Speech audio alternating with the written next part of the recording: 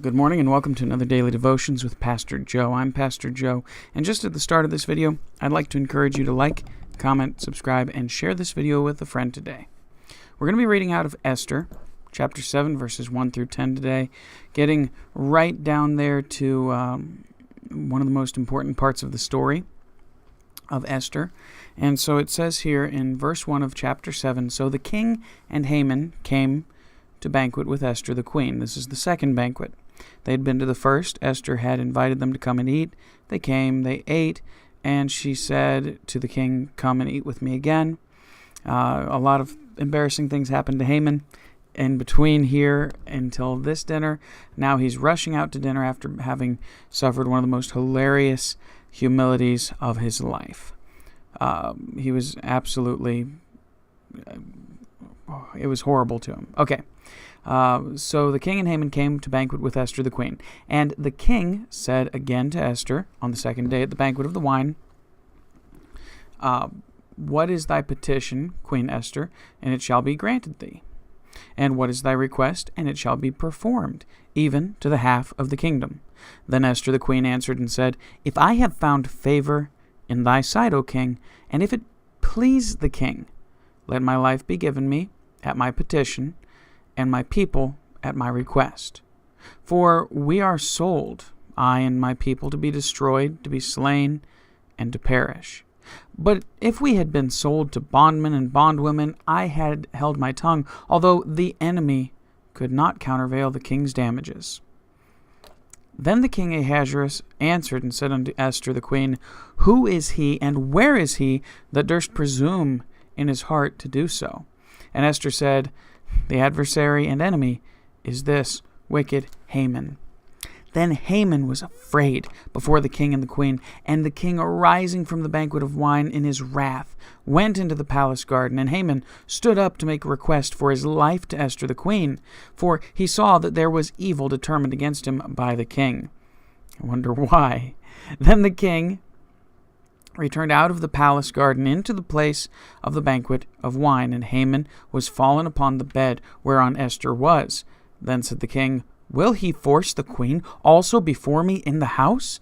As the word went out of the king's mouth, they covered Haman's face. Then Harbona, one of the chamberlains, said before the king, "Behold also the gallows 50 cubits high, which Haman had made for Mordecai, who had spoken good for the king, standeth in the house of Haman." Then the king said, "Hang him thereon." So they hanged Haman on the gallows that he had prepared for Mordecai. Then was the king's wrath pacified. And so we see Haman's entire plan completely backfire right in front of him in a matter of minutes. He has believed all of this time that he was right inside the king's graces and the king would never do anything to hurt him or never turn against him. He believed that Esther had fallen in love with having him around and had really enjoyed his company. Then all of a sudden, the king has a bad night. He has bad dreams. He can't sleep. And he has some stories read to him about his kingdom and about what has happened in his life. And he says, "What did we do for that Mordecai guy who saved my life?" They didn't know. They hadn't done anything. So he said, "Call Haman in." Haman said, "Oh, whoever you want to delight in honoring, give him all of these great things." He said, "Do that to Mordecai." The moment that Haman is about to ask if he can just hang Mordecai ahead of time, he ends up having to honor Mordecai. And not just a little bit of honor. He has to go before him, before the chariot, before the horse, and proclaim how much honor Mordecai has. He's embarrassed out of his skull. And then he comes home crying to his wife. They say, "Hey, you're not going to make it. You need to turn this thing around." And then somebody comes in and says, "Hey, it's time for that banquet with Esther." He says, "Oh, I completely forgot." Quickly, I don't know what he did to get himself ready. Gets out the door, gets to her house, gets to the palace, and there's the king and Esther, and he's so happy. He's so satisfied to just be in this moment. I'm sure he's anxious. I'm sure he's got a lot of thoughts running through his mind. I'm sure he's worried. I'm sure he's thinking to himself, how on earth am I going to fix this? But instead of ever coming to the point where he says, "Hey, king, can I change that law that I made? Can I turn that around? I really made a mistake." He had the opportunity to do it. He's had multiple opportunities to do it. He could have went back and fixed it. But he's actually made a gallows to hang Mordecai on at this point. And so all of a sudden, in the middle of this banquet, the king says, Esther, listen to me.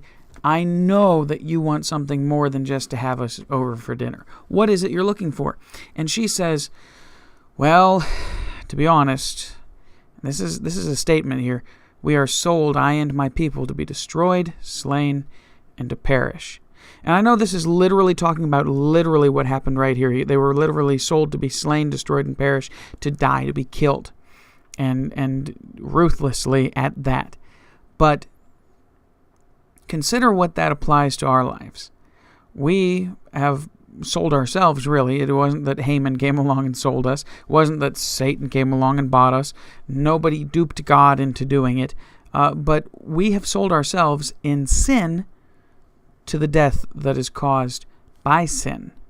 We are sold into sin, and we're sold to be slain, to be destroyed, and to perish. We're asking for our life. We come before the King of Kings, the Lord of Lords, and we say, I'm sold into sin. I'm stuck in this sin, and I need you to fix what I've messed up so badly. I need you to come into my life and to buy me back. And God's already paid the ultimate price.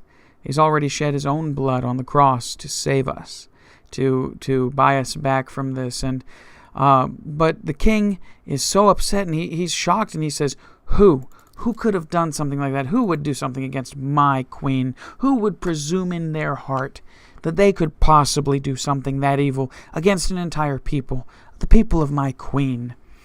And Esther says, our adversary is this man, wicked Haman. Oh, at that exact moment, I'm sure Haman is sitting there thinking to himself, oh my goodness, who could have done this? Who would be against the queen? This wonderful lady, this great person who's taken me out to dinner so many times, and who's cared about me so much. Who is it? How can I do this? How can I save them? And then all of a sudden she says his name, and he has to have had nearly a heart attack at that moment. He's just scared out of his mind. Haman was afraid before the king and the queen. Wouldn't you be in that moment? And the king got up. He was angry, and it's the banquet of the wine. So he's probably had something that's not quite conducive to keeping your head level. So he's angry. But he does an intelligent thing, does a very wise thing. He steps out into the palace garden, and Haman stands up and bolts over to the dining couch, or as they say, the bed here, where Esther is laying down and eating. Whether she's being fed by servants or eating herself, we don't know. What kind of bed or couch it was, we kind of have an idea, but it doesn't matter. She's laying there. He goes over to her and begs and pleads because he knows the king is coming. He knows the king is going to destroy his life. There's no hope for him, and the king has bad thoughts in his mind right now about Haman. Who knows if Haman would have just stayed back a bit and been begging, please save my life, please save my life, I'm sorry, been apologizing profusely, if the king would have stepped in and said, okay, you're going to get life in my dungeon, instead of killing him, or that he was going to have to repay, or he was going to have to do something else. Who knows if he would have maybe let him off easier. But no, Haman foolishly falls upon the bed where Esther is, okay? He literally falls over top the bottom of the couch, or maybe even over her, and is begging her in her face. We don't know, but man, if you're scared for your life, you probably would be. He's begging her to her face, really close. The king steps in at that moment and says, are you trying to take my wife? Are you trying to do something with her that you ought not to be doing? And he's so angry as he's saying this that the chamberlains, the ones who were on either side of Esther or around Esther, or maybe had been feeding Esther, grabbed him, covered his face, and pulled him away from her. So they probably grabbed, well, in our day, it would be a pillowcase, and shoved it over his head, but they grabbed a blanket or a sheet or a cloak or something. They wrapped it over his head and pulled him away from Esther. And then one of them, and she's kind of the little hero of the story in a way, Harbona, one of the chamberlains, says, hey, king, Haman has a gallows. And he built it, and it's 50 cubits high, and a cubit is 18 inches approximately. So that's 75 feet. And, he built it for Mordecai, that guy who was so good to you that you just had celebrated this afternoon, who spoke good for you and saved you. Yeah, Haman's got that in his backyard, and he's planning on hanging Mordecai. And the king furiously says, hang him on it. And so they hanged Haman on the gallows that he had prepared for Mordecai. And the king calmed down and was happy. It was all right, because he just destroyed the enemy of his wife. And so this is just the beginning of the turning point. This is where things really begin to get red hot in the story. And right around the corner here, we're going to talk about Mordecai and Esther and what they do to counter the measures of the enemy and to defeat the enemy once and for all. Now, this is the first step. Killing the old man, killing the Satan in their life, killing Haman, getting rid of the sin that was trying to take them down. And in the same in our lives, we need to make sure that we get rid of that sin, that we destroy it first and foremost and just get rid of it and eliminate it. But this is the first step. This is the first part. And it's just amazing how God is working in this story, because God put Esther in that place for just this moment, to prove how mighty and how great God is, and how much He is the only one who deserves to be bowed and reverenced and worshipped in this world. It's not Haman. It's not man. It's not the world. It's not the things of life. Not your sports and your money and your job and your friends. Not your music. Not your family. None of them deserve the reverence, respect, and worship that God deserves. Not even your spouse, not even the closest person to you. The only person who deserves that kind of reverence, that kind of respect, that kind of love and worship is God. And so take it to heart that whenever you're obeying God and you're doing what God has asked you to do in your place, that He's going to give you the power to do it, and He's going to be working a nice little set of cogs and wheels and gears in the background to make sure that everything lines up exactly right to meet the need at just the right moment. God is always on time. God is always doing things just right.